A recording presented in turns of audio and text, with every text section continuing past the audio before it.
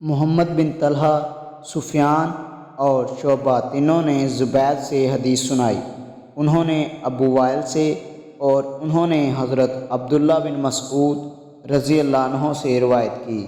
انہوں نے کہا کہ رسول اللہ صلی اللہ علیہ وآلہ وسلم نے فرمایا، مسلمان کو گالی دینا فسق ہے اور اس سے لڑنا کفر ہے۔ زبید نے کہا، میں نے ابو وائل سے پوچھا کہ آپ نے عبداللہ بن مسعود رضی اللہ عنہ کو رسول اللہ صلی اللہ علیہ وآلہ وسلم سے روایت کرتے ہوئے خود سنا ہے؟ انہوں نے کہا، ہاں۔ شعبہ کی روایت میں زبید کے ابو وائل سے پوچھنے کا ذکر نہیں ہے۔ صحیح مسلم حدیث نمبر 221۔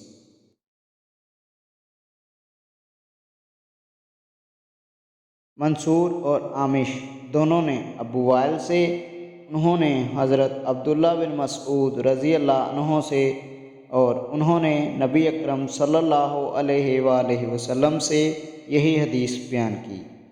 صحیح مسلم حدیث نمبر 222۔